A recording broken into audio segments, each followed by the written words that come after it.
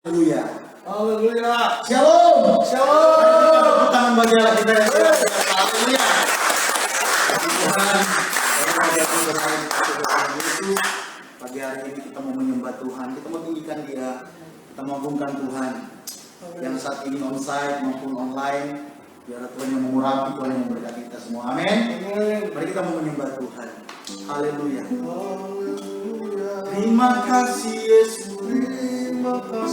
Terima kasih Tuhan. Haleluya. Haleluya. Haleluya. Glory. Haleluya. Terima kasih Tuhan Yesus, kami bersyukur. Anugerah-Mu besar bagi kami. Haleluya.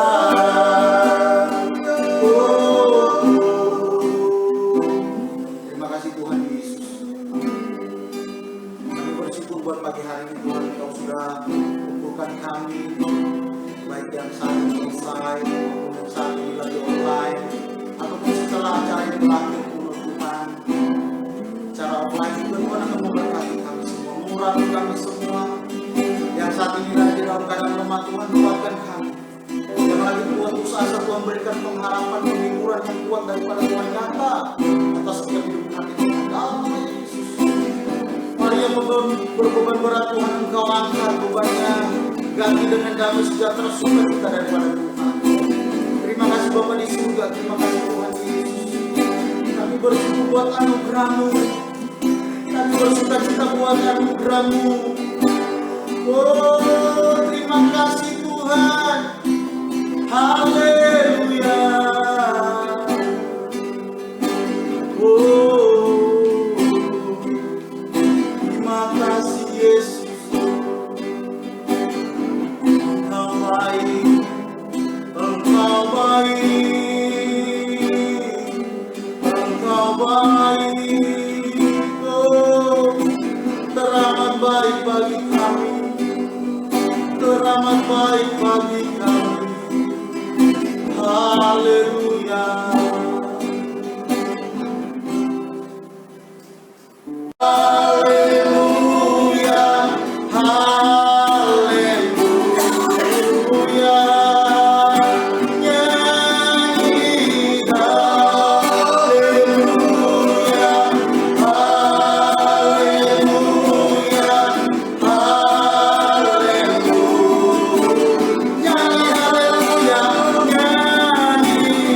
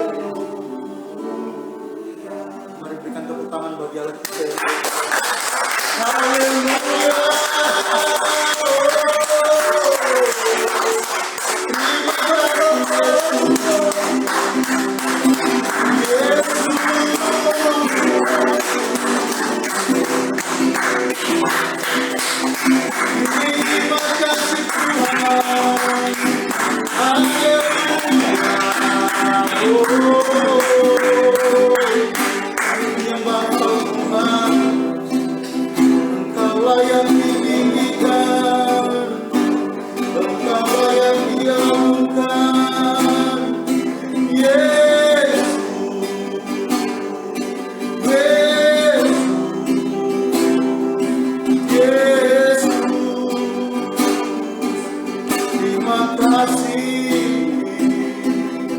Haleluya.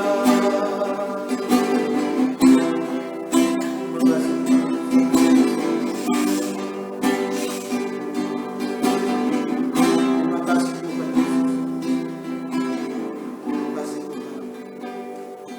Terima kasih Tuhan Yesus. Haleluya.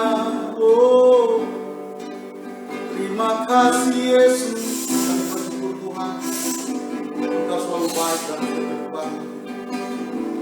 Ampuni setiap salah dosa kami, secara sengaja ataupun tidak sengaja Tuhan, yang hati-hati. Ampuni kami Tuhan, sucikan kuduskan kami Tuhan. Kami hanya berharap kepada tangan-Mu yang luar biasa, melawat setiap hati kami, melawat setiap hidup kami Tuhan. Tanpa-Mu kami tidak bisa berbuat apa-apa Tuhan. Haleluya. Oh, oh. Terima kasih Tuhan Yesus. Ku bersyukur padamu Tuhan, sebab kasih setiamu di dalam hidupku.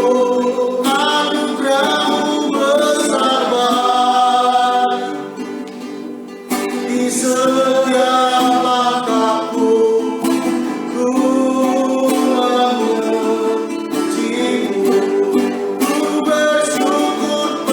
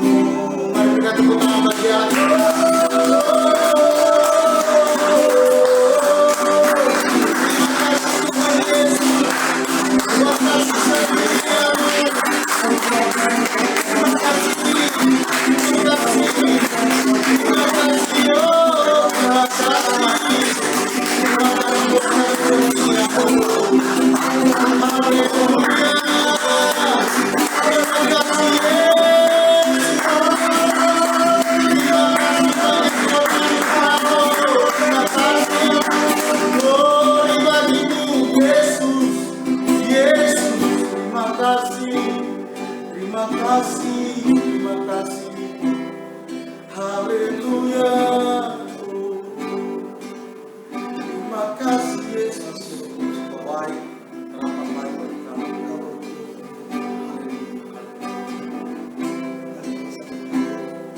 Terima kasih Tuhan. Terima kasih. Oh, makasih Tuhan Yesus, Kau baik. Oh, haleluya. Terima kasih. Terima kasih Tuhan Yesus. Oh, terima kasih Tuhan Yesus, kami bersyukur. Terima kasih Yesus. Terima kasih Tuhan Yesus. Haleluya, haleluya, haleluya. Terima kasih Tuhan, terima kasih. Terima kasih Tuhan Yesus. Kami percaya kebaikan-Mu selalu nyata bagi kami tiap hari. Tiap waktu bersama dengan Engkau, keindahan yang kami nikmati. Semua hal-hal yang baik Kau sudah curahkan dalam setiap kehidupan kami. Bahkan akan kami nikmati hari ke depan Tuhan. Bahkan setiap waktu bersama dengan Engkau, hal yang luar biasa indah. Terima kasih. Kami bersyukur. Terima kasih. Oh, terima kasih Tuhan. Terpujilah nama-Mu Yesus. Jesus, I believe in You. Jesus, I belong to You. You're the reason that I live, the reason that I sing. Jesus, I believe in You. Jesus, I belong to You. You're the reason that I live, the reason that I sing. Jesus, I believe in You. Jesus, I belong to You. You're the reason that I live, the reason that I sing. With all I am. Saya serahkan Pak Gembala.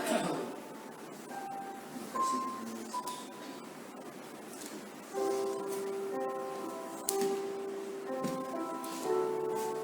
Saudara benar, hanya Tuhan Yesus yang kepadanya kita percaya. Hanya Tuhan Yesus yang memiliki kita. Bahwa kita berdiri hari ini, kita ada hari ini, kita memuji Dia hari ini.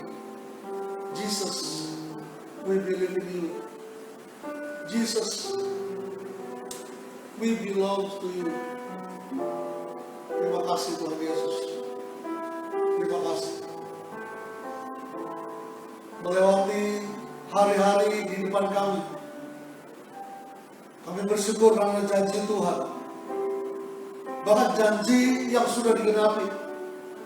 Kami boleh menengok ke belakang dan berkata, Tuhan, kami telah melewati air dan api, tetapi Engkau ada di sana. Bahkan kami juga melewati lembah kematian, lembah kekelaman. Kami tahu kami tidak bisa melewatinya, tetapi tangan-Mu yang kuat telah menolong kami. Tuhan, Kau ajaib. Bagaimana kami akan balas cinta-Mu? Selain kami mengatakan Tuhan, kami memuji-Mu, kami menyembah-Mu. Hidup kami bagi-Mu. Itu sebab Tuhan, biarlah kami belajar firman-Mu, menangkap isi hati-Mu. Dan setiap kami yang melihat, mendengar, menyaksikan Tuhan jangan kami juga mengalami Tuhan Yesus menangkap maksud Tuhan dan menghidupinya. Berfirmanlah ya Tuhan, karena kami sedia menghidupinya. Dalam nama Yesus, Tuhan Juru Selamat, Tuhan semesta alam, Tuhan yang sudah mati dan bangkit bagi kami, Tuhan yang berjalan di depan kami, membuat kami berhasil di jalan yang harus kami tempuh. Dalam nama itu kami berdoa. Haleluya. Sama-sama katakan amin, amin. Puji Tuhan, saudara. Kita bersyukur karena hari ini kita diberi kesempatan memuji Tuhan, menyembah Tuhan. Bukan hanya kita bisa onsite atau sebagian ada online, tetapi lebih dari semua hal, saudara sekalian, karena kita sudah melewati masa-masa di mana kita harus melewatinya, dan kita tahu Tuhan ada di situ. Saudara, hari ini orang-orang yang terpapar virus COVID Omicron khususnya banyak sekali. Bahkan Jakarta, Kelapa Gading Timur dan Barat termasuk salah satu zona yang merah. Kita tidak tahu kenapa pemerintah, saudara. Tetapi yang kita tahu adalah apapun terjadi, apapun keputusan pemerintah, kita tahu kita ada di dalam naungan Tuhan. Amen. Yang Maha Kuasa. Amen. Dan Tuhan itu adalah Bapa kita. Yes. Haleluya. Nah, itu sebab saudara, beberapa hari yang lalu saya memikirkan tema Februari. Februari ini apa? Kepikiran Valentine, kepikiran Imlek, kepikiran macam-macam. Tetapi di benak paling dalam, Tuhan mau kita belajar tentang sebagai gereja Tuhan, sebagai tubuh Yesus Kristus, sebagai komunitas. Kita punya imunitas rohani dan jasmani. Saudara, hari ini kita mau belajar tentang bagian pertama berkenaan dengan imunitas rohani dan jasmani. Bagian pertama ini tadinya saya mau bahas lompat-lompat banyak pikiran. Ya, misalnya, saudara, saya ingin kita waktu dari awal, ya, ingin supaya kita pertama kita menyadari Tuhan berkuasa menjaga miliknya. Dia memberikan firman-Nya supaya kita dipelihara. Kedua, dia memberi kelegaan dan penugasan. Ketiga, dia menggendong kita, dia menyertai kita. Tadi belajar itu. Tetapi kemudian saya menyadari ini bagian yang bisa satu bagian panjang. Makanya saya mengambil satu perikop seperti renungan kita hari ini. Coba lihat Efesus 4 ayat 1, ayat 7, lalu 11 sampai 16. Surat Paulus kepada jemaat atau gereja di Efesus pasal 4 ayat 1, 7, 11 sampai 16. Kiranya ini menjadi surat dari Rasul kepada gereja-gereja yang mendengar firman Tuhan ini. Efesus 4 ayat 1, 7, 11 sampai 16. Firman Tuhan berkata begini. Sebab itu aku menasihatkan kamu, aku orang yang dipenjarakan karena Tuhan, supaya hidupmu sebagai orang-orang yang telah dipanggil berpadanan dengan panggilan itu. Ayat 7. Tetapi kepada kita masing-masing telah dikaruniakan, dianugerahkan kasih karunia menurut ukuran pemberian Kristus. Ayat 11. Dan ialah yang memberikan baik rasul-rasul maupun nabi-nabi, baik pemberita-pemberita Injil maupun gembala-gembala dan pengajar-pengajar, untuk memperlengkapi orang-orang kudus bagi pekerjaan pelayanan, bagi pembangunan tubuh Kristus. 13. Sampai kita semua telah mencapai kesatuan iman dan pengetahuan yang benar tentang anak Allah, kedewasaan penuh dan tingkat pertumbuhan yang sesuai dengan kepenuhan Kristus. 14. Sehingga kita bukan lagi anak-anak yang diombang-ambingkan oleh rupa-rupa angin pengajaran, oleh permainan palsu manusia dalam kelicikan mereka yang menyesatkan. Tetapi dengan teguh berpegang kepada kebenaran, di dalam kasih kita bertumbuh, di dalam segala hal ke arah Dia, Kristus, yang adalah kepala. Daripadanya lah seluruh tubuh yang rapi tersusun dan diikat menjadi satu oleh pelayanan semua bagiannya sesuai dengan kadar pekerjaan tiap-tiap anggota, menerima pertumbuhannya dan membangun dirinya dalam kasih.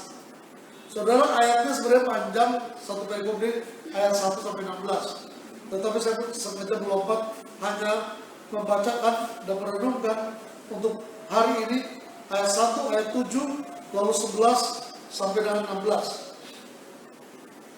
Saudara, kalau kita berbicara tentang imunitas rohani dan jasmani, saya akan baca, kita melihat ayat 1 dan beberapa ayat sampai ayat 16 nanti.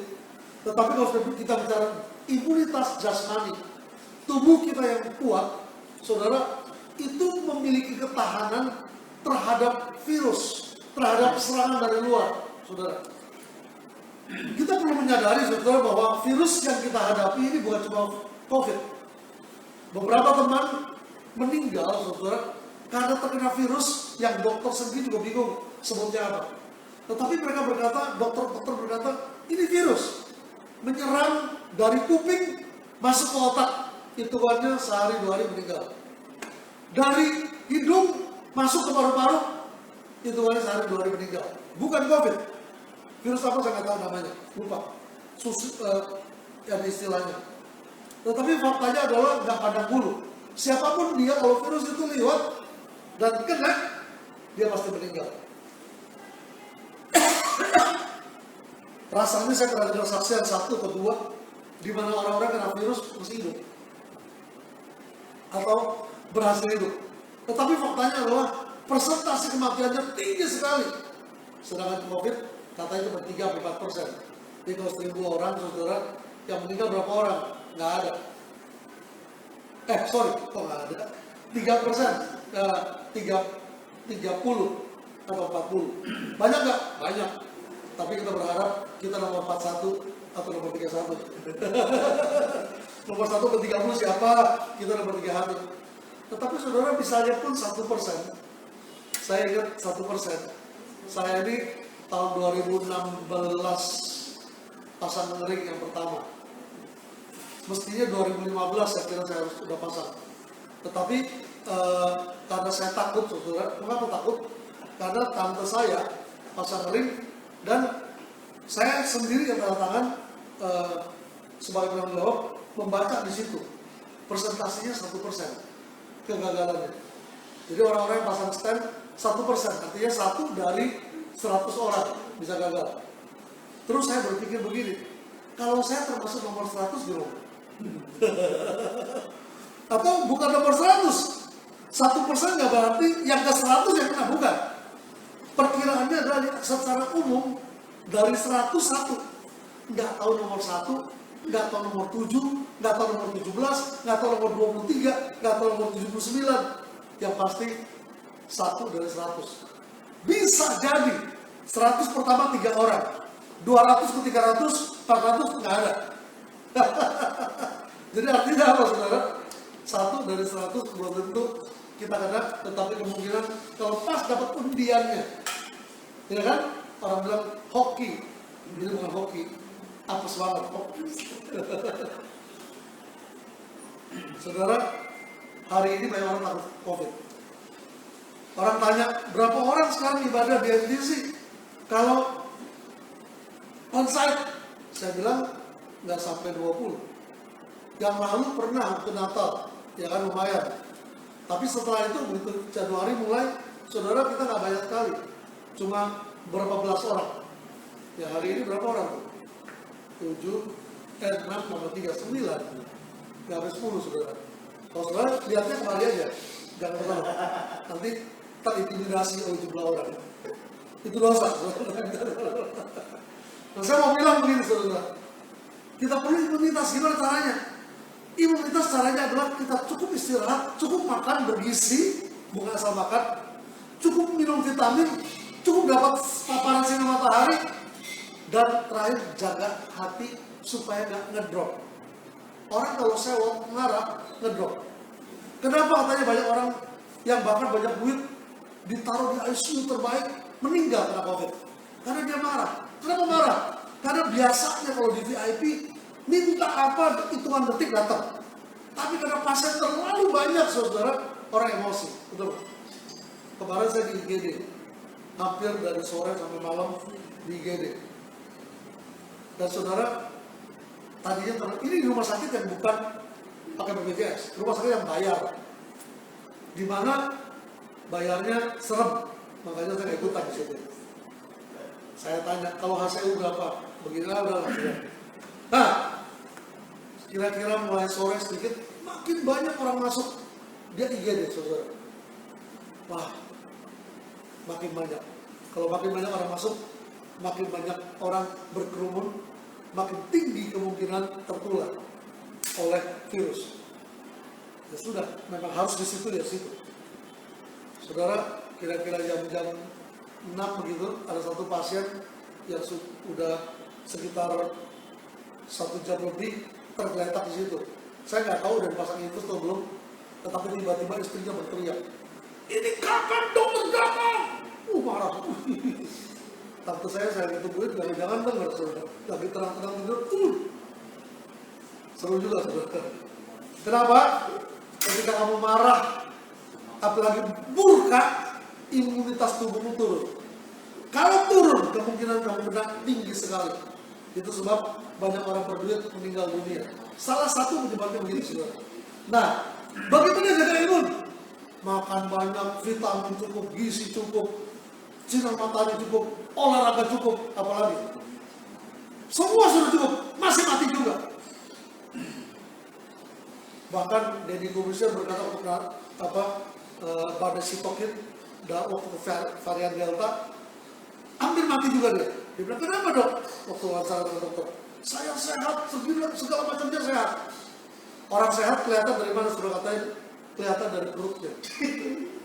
Kalau lihat saya sehat berarti. Katanya kalau perutnya mau 1 pack, mau 7 pack, terus sehat dari lingkar pinggang katanya. Tetap dari Corbuzier bagus, dan ternyata hampir mati. Saya pernah kena COVID juga hampir mati, berarti sama aja, perut gede perut kecil sama. Yang saya mau bilang adalah yang menentukan tentu Tuhan. Dan dalam tadi saya bilang imunitas fisik semuanya, termasuk satu poin adalah ketika hatinya. Kita hidup bukan karena kepala kita. Kita hidup bukan karena skill kita. Kita hidup bukan karena apapun. Kita hidup karena satu macam yang paling penting, hati. Ketika hatinya benar, lurus di hadapan Tuhan, maka imunnya naik sendiri. Tapi kalau hatinya bukan bengkok, tadinya lurus, dibengkokin sama orang ikut, jadi lemah, turun. Bagaimana dengan rohani? Saudara, rohani dan jasmani sama prinsipnya. Di mana samanya?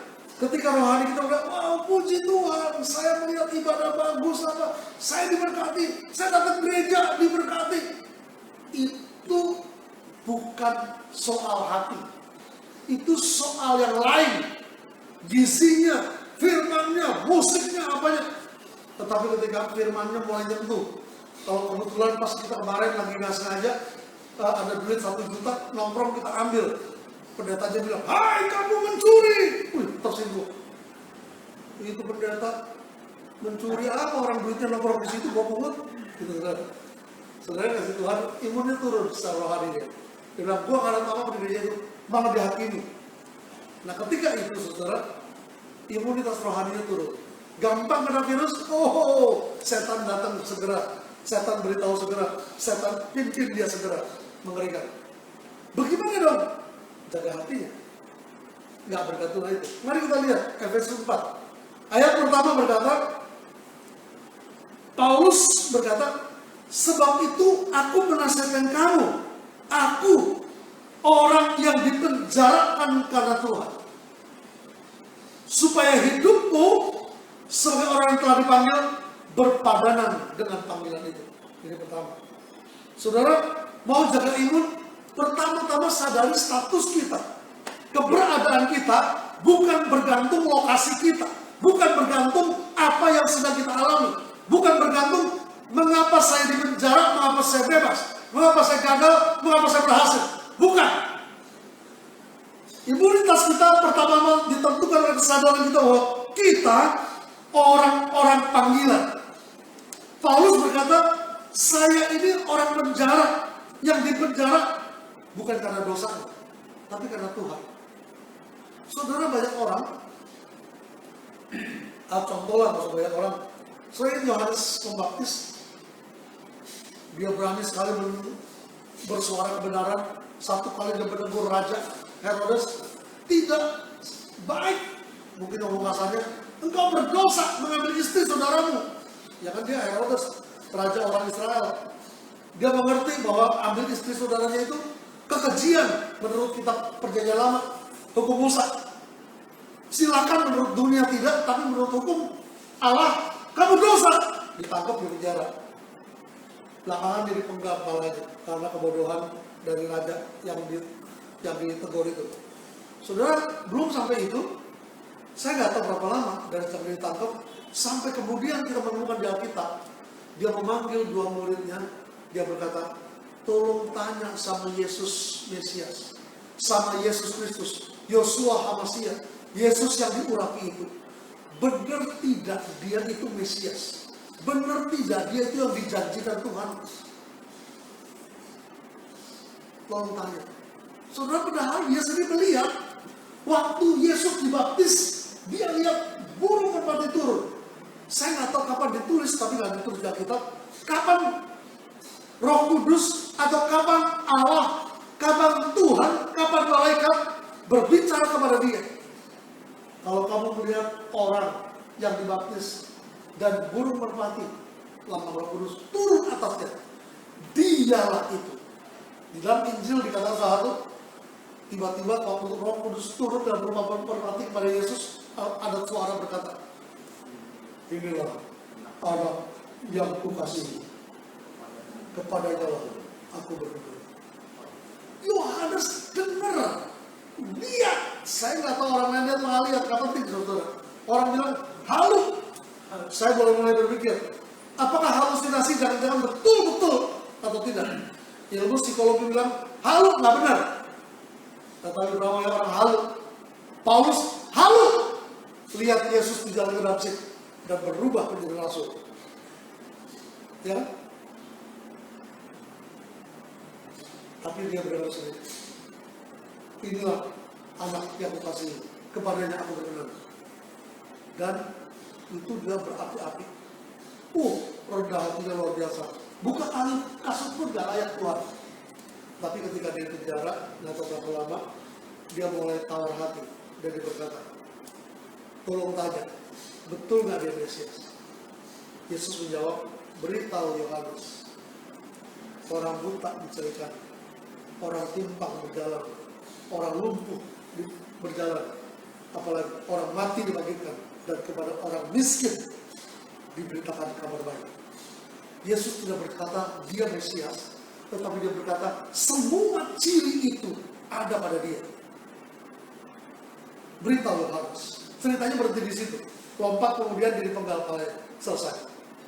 Saudara, saya tidak tahu apa reaksi Yohanes waktu mendengar benar Yesus Mesias, ciri-cirinya betul. Tidak tahu apakah dia dihiburkan, dikuatkan, tidak, saya tidak tahu. Yang pasti hari ini kita belajar, Paulus berkata, aku nasihatin kamu, aku orang di penjara karena Tuhan. Sama di penjara, Yohanes di penjara karena kebenaran, berani menegur Raja Herodes. Paulus di penjara karena Tuhan, karena Injil, sama-sama di penjara. Tetapi kalau baca surat-surat Paulus dari penjara, sisinya sangat-sangat menghiburkan. Maka saya mau berkata, status kita sebagai anak Tuhan, status kita yang dipanggil, ditebus dengan darah Yesus, tidak bisa dipengaruhi oleh apapun.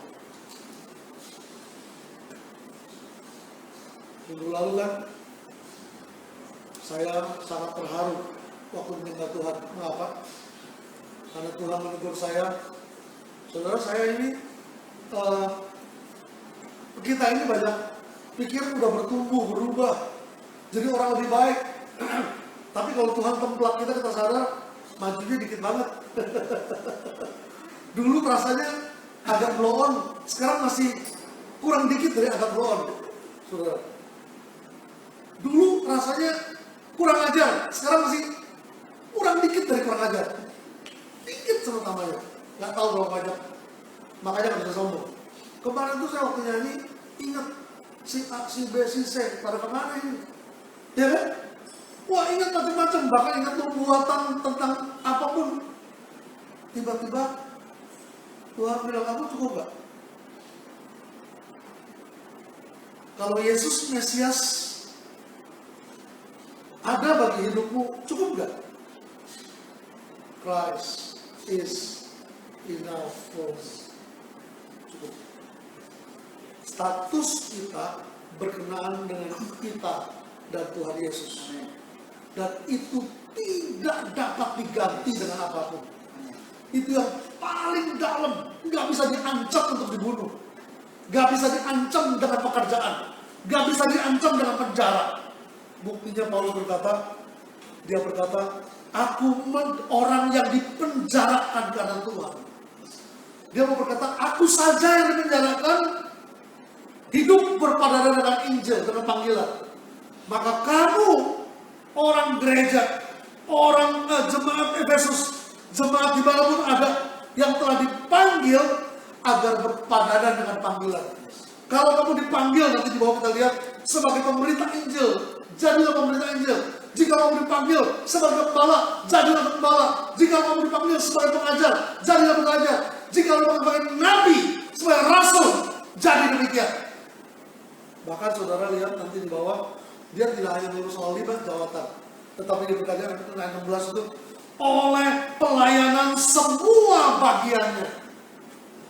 Bisa jadi di situ ada orang kaya, bisa jadi di situ ada orang pintar, di situ ada orang ahli hukum, ahli olahraga, ahli tukang macam-macam, pemusik, apapun ada di situ. Dan Tuhan bilang, Paulus berkata, oleh pelayanan semua bagiannya. Saudara, ini pertama. Ketika dipanggil sebagai apa? Mari berpadanan dengan panggilan itu. Saya tidak tahu saudara tahu tidak panggilan saudara. Biasanya itu berkenaan dengan saudara dipanggil menjadi Kristen. Ketika kamu lahir baru, tiba-tiba kamu mengerti sesuatu dan tahu inilah hidup saya. Itu panggilan. Kalau kita berani taat, kita menikmati panggilan itu. Saya ingat ketika tahun 1984, saya pertama kali mendengar panggilan menjadi hamba Tuhan full time. Saya sebelumnya mulai bergumul, mulai macam-macam yang berkenaan sama kerohanian. Saya bergumul. Tapi sekitar 84 September ada KKR, sebelum khotbah pendetanya bilang, siapa yang di belakang itu yang ngumpet? Saya percis depan saya orang yang gede, saya ngumpet. Kan disuruh ke tangan. Saya bilang jangan gua, bukan gua. Siapa itu di belakang? Dia tahu ya. Orangnya 100 lebih cuma nggak kelihatan sih jadi gua untuk belakang rohani. Tapi hari itu saya bilang iya Tuhan saya. Ketika saya bilang saya, hati saya perlu dengan saya.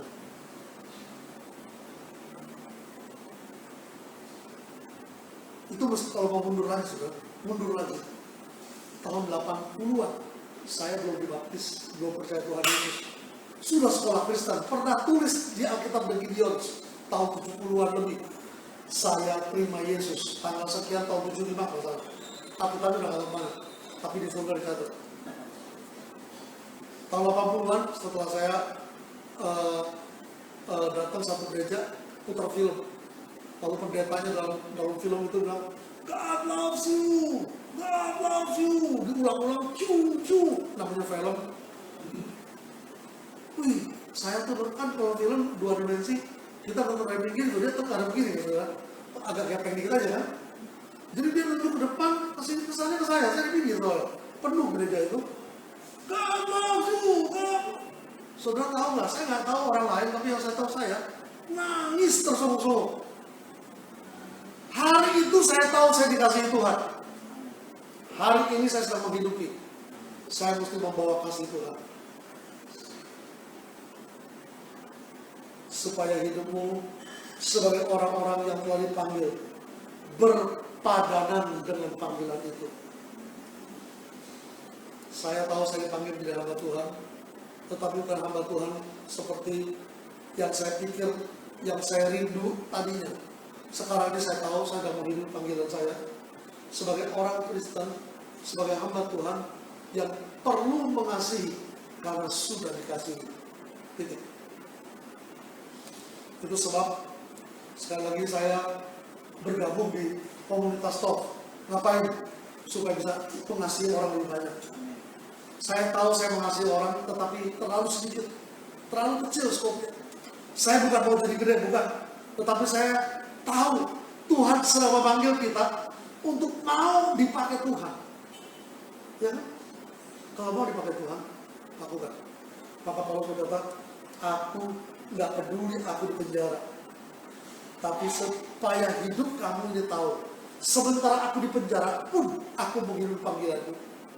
Status kita pertama, saudara yang perlu kita sadar, bagaimana menjaga imunitas rohani yang nanti berdampak kepada jasmani itu, menentukan statusnya adalah bukan sikon, bukan keadaan, bukan apa kata orang, bukan perbuatan orang, tetapi karena perbuatannya bagi kita membuat status kita berubah dan berkata itulah panggilan saya. Dari situ kita berangkat. Siapapun kita. Yang kedua, saudara, ayat 7 dan ayat 11. Tetapi kepada kita masing-masing telah dianugerahkan kasih karunia menurut ukuran pemberian Kristus. Setiap kita, saudara, siapapun kita, besar kecil, sekolah nggak sekolah, punya keterampilan apapun, nggak punya keterampilan apapun, kepada kita masing-masing. Kepada siapa? Kepada setiap jemaat di Efesus, kepada setiap jemaat dimanapun, setiap orang percaya yang statusnya sadar ada panggilan, dianugerahkan kasih karunia. Seberapa besar? Sesuai ukuran pemberian Yesus Kristus. Wow.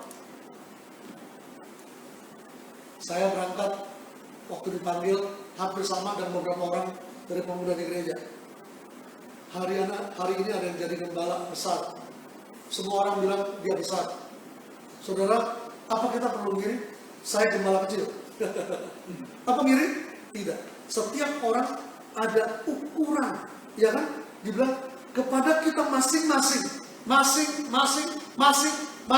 masing-masing diberikan anugerah kasih karunia menurut ukuran pemberian Kristus.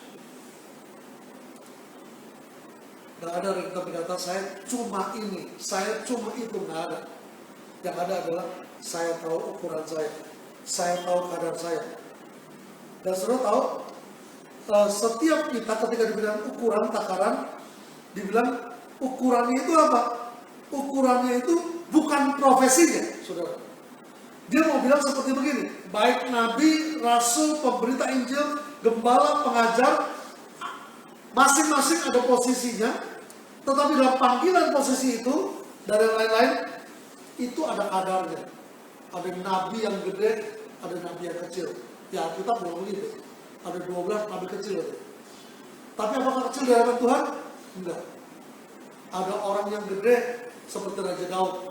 Ada orang yang kecil seperti Yudas yang kita nggak tahu latar belakangnya jelas. Yudas bin Iskariot. Yudas penulis surat Yudas. Ada Filemon yang cuma disebut selembar saja dalam Alkitab. Ada orang-orang yang namanya nggak disebut, ya. Masing-masing menurut ukuran pemberian Kristus. Sama seperti talenta, saudara. Diberikan 1, 2, 5 talenta. Masing-masing menurut kesanggupannya. Saudara, kalau kita berkata, saya mestinya mengerjakan itu. Ingat saja ukuran kita. Kalau ukuran kita, takaran kita cuma segitu, ya nggak apa-apa. Persoalan kita hari ini adalah, apakah ukuran kita, takaran kita full? Kalau full, mari puas. Mari berkata terima kasih. Kalau nggak full, mari mengerjakan lebih jauh. Ini kedua, saudara. Ya. Bagaimana saya menjaga imunitas rohani saya? Status saya menentukan. Itu panggilan saya. Kedua, saya tahu ukuran saya, takaran saya, sesuai panggilan, jabatan, fungsi kita masing-masing. Yang ketiga, ayat 12 dan 15, saudara. Ayat 12 dan sampai 15 bilang, panggilan kita, ukuran yang kita terima, tujuannya apa? Untuk memperlengkapi orang-orang kudus.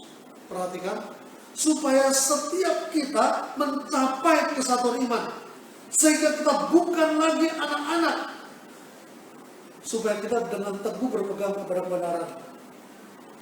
So, setiap kita di dunia ini ada supaya kita saling menajamkan.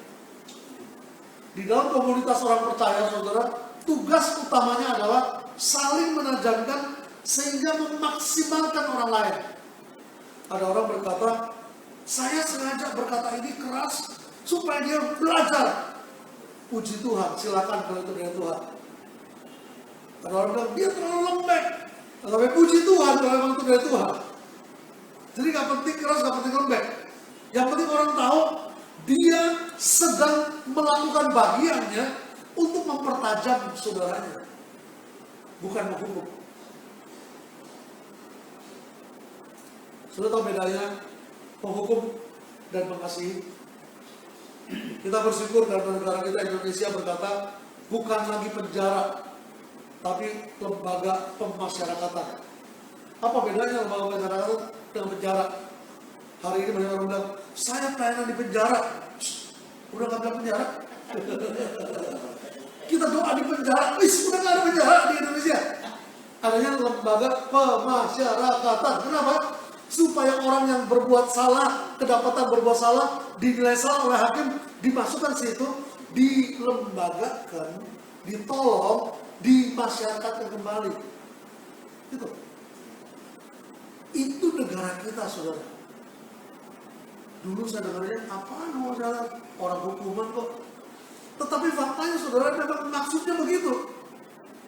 Ya kan? Kalau maksudnya untuk menghukum, gampang. Hukuman mati. Hukuman seumur hidup, kerja paksa di Afrika, di Papua, selesai. Faktanya enggak. Makanya di Papua, jangan menghakimi. Kita mencuri, kita bilang 3.000 itu bukan mencuri. Ada orang mencuri 3 miliar, kita bilang itu kurang ajar. Hukum mati aja.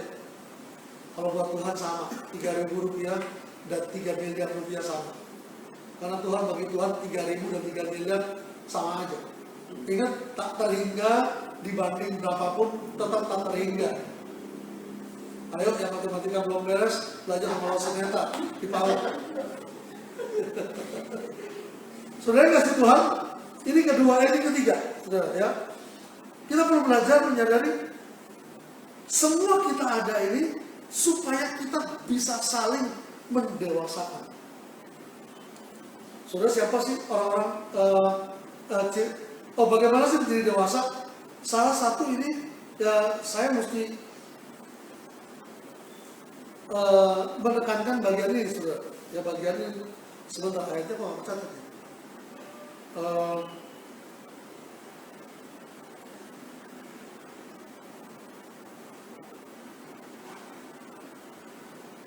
Nah, 13 lucky number, nomor hoki. Sampai kita semua telah mencapai kesatuan iman dan pengetahuan yang benar tentang anak Allah. Itu dia. Tujuan kita saling menajamkan, ujungnya adalah supaya kita mencapai kesatuan iman dan pengetahuan yang benar tentang anak Allah. Saya sering ngomong ya, saudara, tentang pengetahuan yang benar, saudara. Pengetahuan itu apa? Saudara, pengetahuan di dalam Alkitab Perjanjian Baru ada 2 kata. Ini mesti saudara nggak boleh nggak tahu. Karena pengetahuan itu berkata satu pengetahuan dengan kepala. Oh tidak, saya tahu uang 3 miliar, tapi saya nggak pernah pegang duit 3 miliar. Itu teori. Tapi waktu saya bilang saya tahu uang 3 juta, saya pernah pegang uang 3 juta. Itu dengan pengalaman. Tahu? Cerita yang paling sering saya ceritakan adalah ketika anak muda diberikan motor oleh mamanya, zaman dulu RX King, larinya kenceng, bisa dapat 150 km per jam, 160 dia bilang. Sudah tahu? Ketika dibelikan motor, ngebut anaknya. Weng, mamanya bilang selalu, nah jangan ngebut. Tahu, weng, ngebut lagi. Mama bilang, jangan ngebut, weng, busa di depan. Besok masuk Husada. Kenapa Husada? Rumah sakit lain saya kurang tahu, Husada saya tahu dari kecil. Dibungkus semua, diperban seperti Jackie Chan. Matanya, hidungnya, mulutnya doang enggak, supaya masih hidup. Yang lain dibungkus, patah semua. Mama di pinggir ranjang nangis. Nah, jangan ngebut, nah. Apa anaknya bilang, tahu. Enggak. Tahu sebelum dia jatuh dan sesudah jatuh beda. Tahu sebelum jatuh dia tahu dengan pikiran dia pengetahuan dia kalau ngebut bahaya. Tapi tahu yang setelah dia diperban semuanya itu, dia tahu benar-benar sakit kalau udah pada patah semua.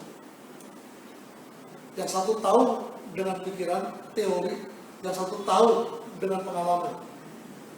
Kata yang dipakai dalam ayat 13, supaya kita mencapai kesatuan iman dan bukan tahu, tapi mengalami yang benar tentang Putra Allah.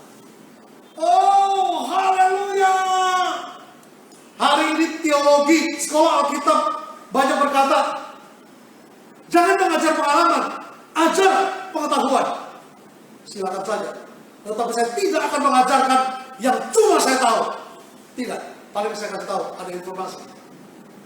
Yang saya ajarkan, yang saya alami. Tidak mengalami, nggak usah ngajar. Saya bisa mengajar tentang volleyball. Mengapa? Saya pemain. Saya bukan cuma pelatih. Saya betul punya sertifikat pelatih. Tapi sekarang udah bisa. Udah puluhan tahun. Tapi waktu itu, punya sertifikat pelatih nasional. Nggak tahu masih ada nggak? Masih ada di sini bangun. Dia bagian kolektor.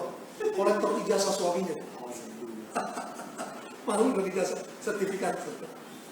Saya melatih. Dan saya adalah pemain. Apa bedanya? Kalau saya cuma pelatih tanpa main, saya cuma bilang, mestinya kamu bisa lompat itu. Mestinya bisa begini. Gak pernah mestinya. Saya mengalaminya bisa.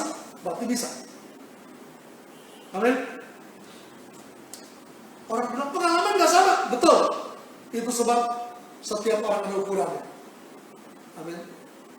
Kalau dia orang, semua fungsi orang ada pada dia. Kalau dia penginjil, semua fungsi penginjil ada sama dia. Kalau dia nabi, semua fungsi nabi ada pada dia. Tetapi tergantung ukuran takaran pemberian Kristus.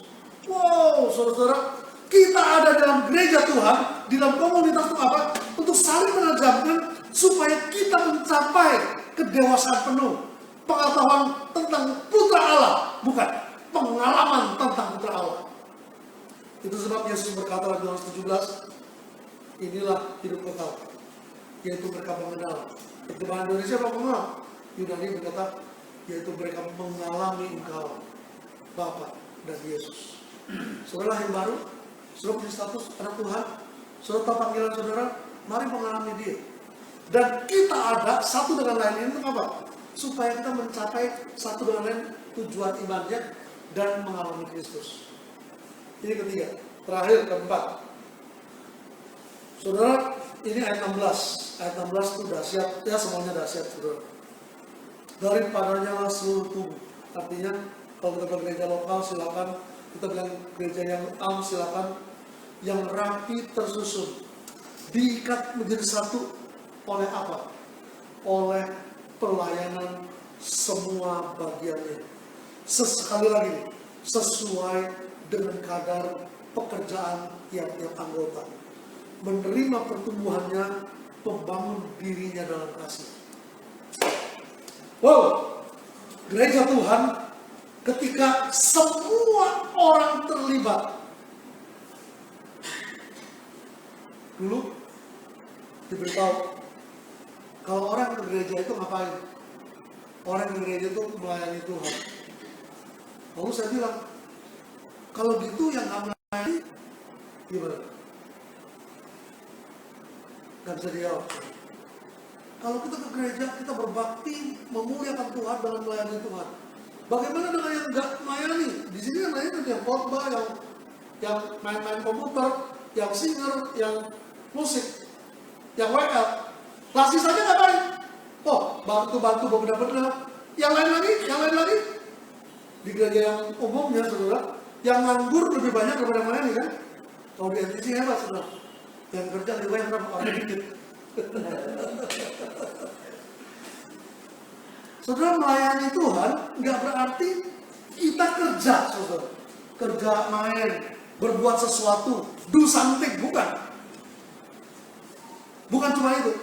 Atau bahkan sangat naif kalau bilang itu doang. Melayani Tuhan, saudara, pelayanan semua bagian adalah kita hadir sebagaimana kita. Ketika kita hadir sebagaimana kita, saudara, itu kita akan melayani. Di gereja banyak orang begitu ketemu, ya dulu ya sebelum COVID, sekarang agak jarang.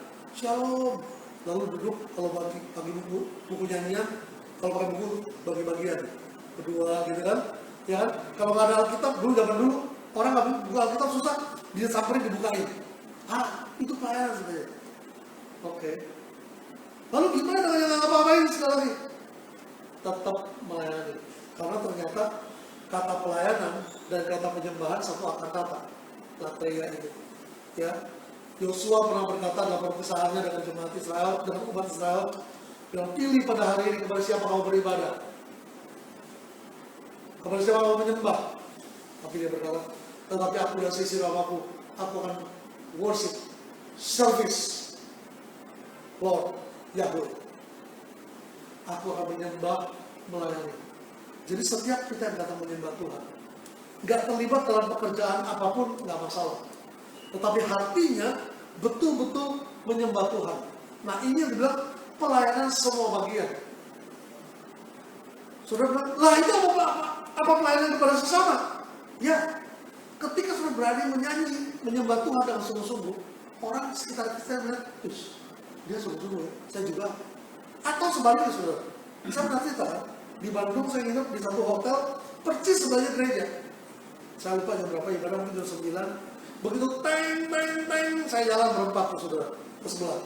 Berempat, berlima, masih semua ibadah. Saudara, hari itu saya nggak bisa ibadah. Kenapa? Saya ini pendeta Injil gitu. Pendeta yang kerjanya menghakimi. Aduh, saudara, saya duduk di sepertiga dari ruangan yang besar, mungkin buat 1.000 orang, sepertiga dari belakang.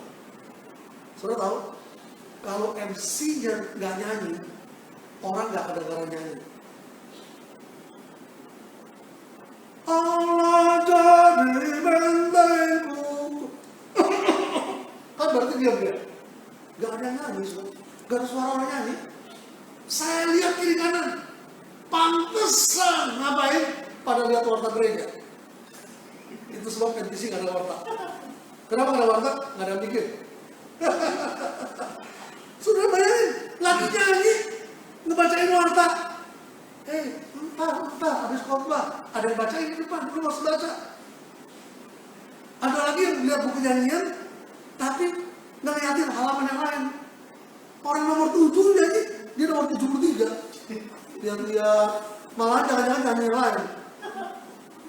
Saya bilang, Masya Tuhan Yesus. Wow!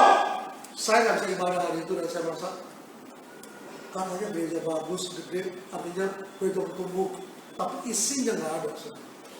Saya minta maaf, saya nggak mau nyebut nama tertentu, tapi saya mau bilang, setiap orang menyembah Tuhan bukan pelayanannya kepada Tuhan. Termasuk kolektor, saudara, hati-hati. Ya kalau di sini persembahan nggak kolektor, hati-hati kalau mau persembahan itu mikir.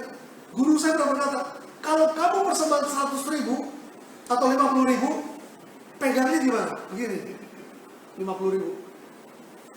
Tapi kalau 10.000 apalagi 2.000 dibokap. Kenapa?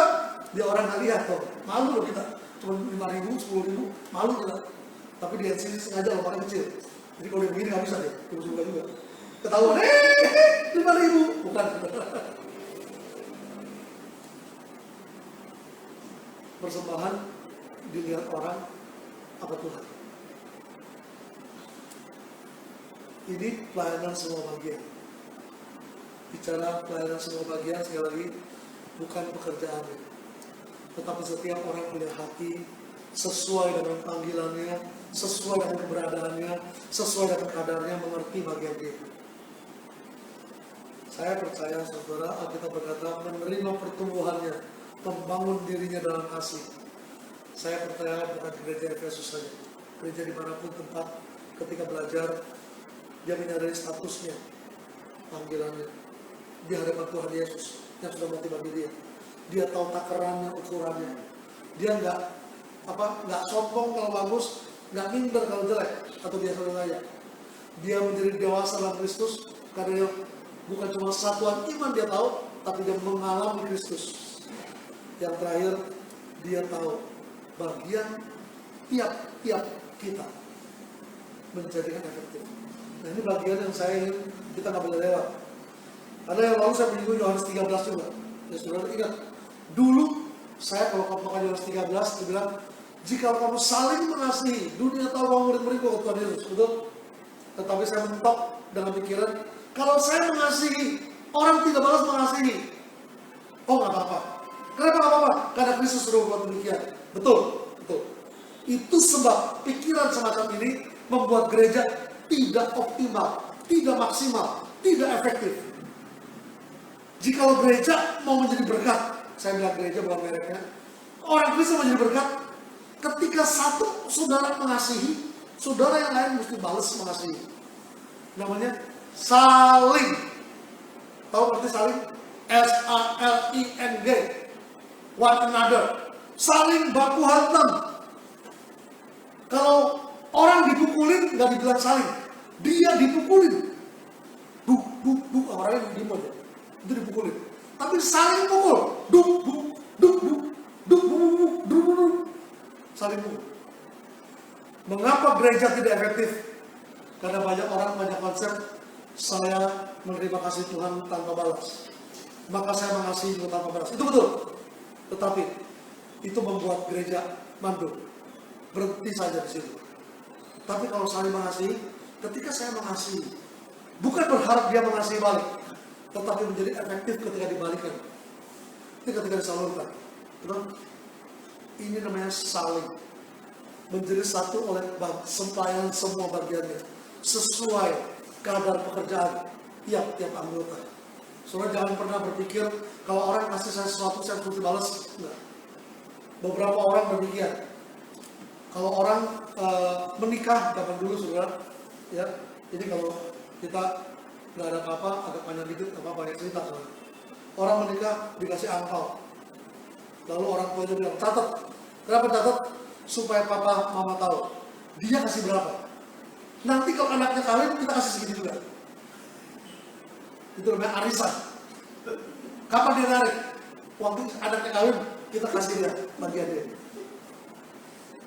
Kalau mau kasih, kapan lihat dia kasih berapa? Amin? Dia kasih nggak kasih nggak urusan. Ya kan? Teman-teman saya bilang, kalau dia menikah anaknya kawinnya di hotel mulia, lu kasih angpau berapa? Saya bilang maksimal 200.000. Gila lu 200.000? Sepiring aja si pego, gopeceng. Emang gue pikirin, dia mau undang boleh nggak undang apa-apa. Kalau gue nggak diundang gue kasih apa? Dan ingat, gue udah tambah 4. Kalau lu kasih gue sepiring 500.000, lu keluarin duit notial, rasain lu. Kalau nggak apa-apa, puji Tuhan, kita bisa makan ketoprak cuma 100.000 beli makan 4. Saudara kasih Tuhan, saya mau bilang, saling di sini bukan begitu. Kalau Pak Martin begitu mengasihi saya sudah terjemput, maka saya juga bisa terjemput dia. Kapan kelarnya dong? Dia anterin saya anterin dia, dia anterin saya anterin dia. Nggak ada kelarnya saudara, sampai Tuhan datang. Dia anterin saya, terima kasih Pak Martin. Begitu dia keperluan, saya orang pertama yang tolong dia. Amin? Saling di sini saudara membuat gereja Tuhan komunitas maksimal. Mengapa gereja tidak maksimal? Karena nggak saling. Ya udah dia mau punya duit, biarin dia kasih kita. Betul, puji Tuhan. Terima aja. Tetapi kita perlu berbagian dengan dia juga. Sudah tahu beberapa orang, kami ada teman alumni STT. Ada orang-orang yang kita kenal, karena kita coba alumni 300 orang. Tahulah kira-kira dia memang kaya raya, dia kurang lagi dia miskin. Kadang-kadang kita lihat yang kita anggap miskin, ketika ada siapa kedukaan atau siapa butuh, dia keluarin uang loh, 200.000 untuk cukup. Saya bilang, ini namanya saling. Saudara yang kasih Tuhan, hari ini gereja Tuhan perlu menjaga imunitas rohaninya. Bukan bilang, kita mesti jaga ajaran. No! Baca Alkitab, itu ajaran paling benar. Kita mesti jaga tradisi gereja. No! Enggak! Alkitab nggak ngajar begitu. Alkitab bilang, status kita menentukan. Tiap-tiap kita ada takaran. Kita perlu dewasa kepada Kristus, mengalami Kristus. Kita perlu saling supaya menjadi maksimal, menjadi efektif dan sesungguhnya. Saudara, Tuhan tolong kita. Ya, saya percaya saudara, komunitas orang percaya masih menjadi komunitas yang paling mesti diperhitungkan oleh dunia. Mengapa? Karena isinya orang-orang yang berani saling. Begitu sama seperti persekutuan gereja mula-mula yang persekutuannya otentik, yang bukan cuma sekedar waktu bersama, iya, nggak bersama enggak. Oke, mari kita berdoa.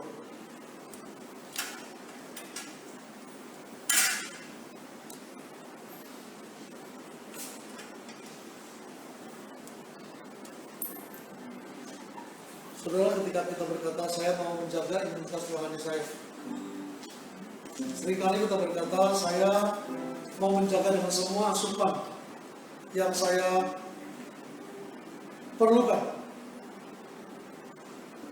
Tetapi kita perlu menyadari, hari ini kekuatan kita diperlihatkan ketika kita berani berbuat, menghidupi segala sesuatu sesuai dengan panggilan Tuhan bagi kita, sesuai kadar kita, supaya kita mencapai kesatuan iman dan pengalaman akan Yesus Kristus. Untuk itu kita saling satu dengan lain.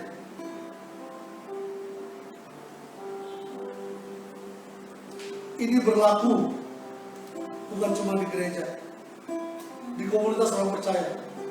Ini berlaku di rumah tangga. Ini berlaku di komunitas-komunitas manapun orang percaya ada. Kalau mau menjaga imunitas rohani, bukan sendirian, tapi bersama-sama.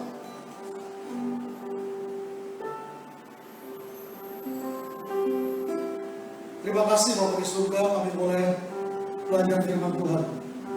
Kami sebentar masuk dalam perjamuan Tuhan, mengingat kami mengawali bulan Februari ini di dalam Tuhan, mengingat status kami, mengingat panggilan kami, mengingat Tuhan Yesus yang sudah mati dan bangkit bagi kami, yang membuat kami bisa mengalami Tuhan yang hidup.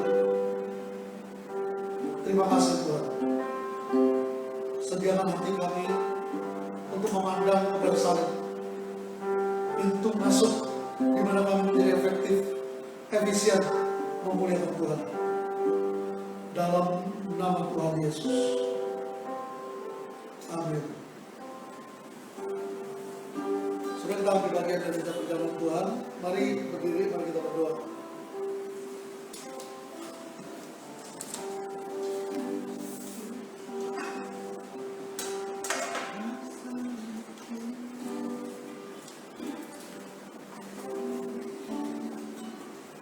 Saudara, pada malam Tuhan disalibkan, ditangkap, dia mengambil roti dan anggur. Saudara boleh ambil dulu, nanti kita bersama-sama makan.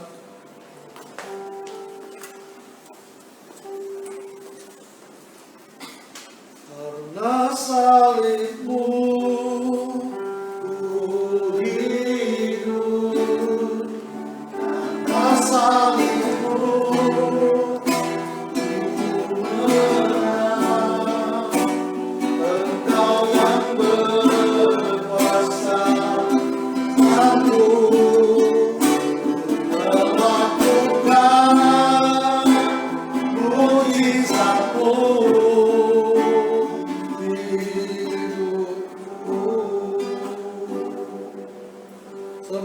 roti dan anggur.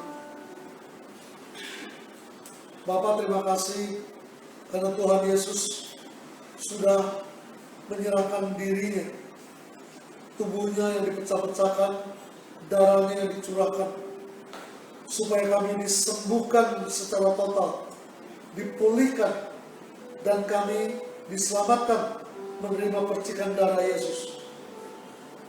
Siang ini Tuhan yang mengingat Tuhan yang sudah mati dalam bagi kami, dan kami dengan sadar berkata, Tuhan terima kasih. Dengan kerinduan berkata, Tuhan biarkan kami membalas cinta-Mu dengan hidup bersama-sama sebagai jemaat gereja Tuhan yang bisa saling mengerjakan bagian kami sesuai kadar kami demi membangun tubuh Kristus.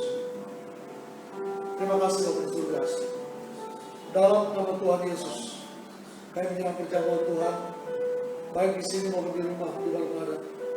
Dalam nama Tuhan Yesus. Amin.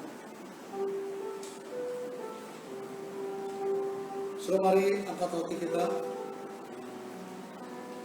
Pada malam Tuhan diserahkan, dia berkata, inilah tubuhku yang dipecahkan bagi kamu. Mari kita makan. Karena Yesus berkata, tubuhku benar-benar makanan.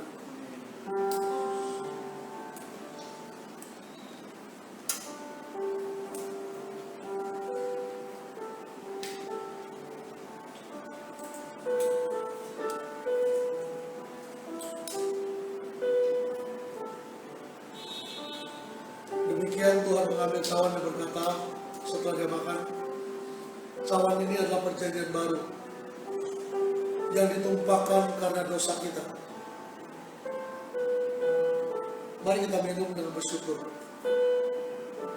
Karena Yesus berkata, darahku benar-benar minuman. Haleluya.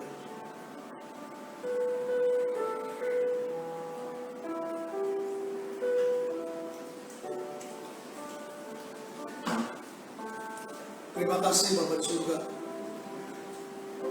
Terima kasih Tuhan Yesus. Biarlah kami ambil bagian dari meja perjamuan Tuhan. Bukan cuma mengingat kami yang sudah ditebus oleh darah Yesus menjadi milik kepunyaan Tuhan, tetapi kami mengingat kematian dan kebangkitan Tuhan Yesus, supaya kami hidup seperti Tuhan Yesus pernah hidup. Dia yang berjalan keliling sambil berbuat baik dan menyembuhkan semua orang yang dikuasai setan. Biar ini menjadi pengalaman kesatuan iman kami dalam Tuhan Yesus. Dalam nama Tuhan Yesus saya bersyukur. Amin. Mari katakan, bagimu pujian, hormat kemuliaan, Allah kebanggaan di dalam hidupku, janjimu bersinar, buktikan kau besar, tiada yang sepertimu Yesus Tuhanku. Bagimu pujian,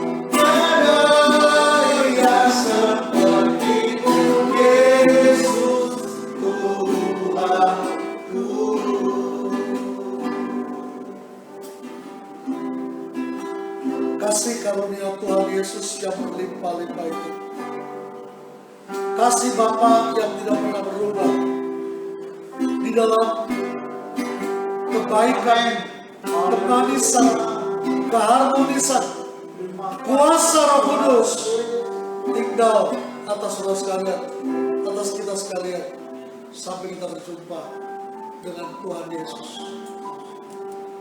Dalam nama Yesus. Amin. Amin. Tuhan Yesus berkati saudara sekalian. Saudara, sekali lagi saya tidak tahu pengumuman pemerintah, tetapi kalau Omikron meningkat, kemudian pemerintah memberikan PPKM levelnya meningkat, kemungkinan kita bisa juga menjadi online kembali, ibadah di rumah. Ya, mari berkontribusi bagi kesehatan masyarakat kita. Mari berkontribusi bagi pembangunan Indonesia hebat. Haleluya. Yes. Tuhan Yesus berkati saudara.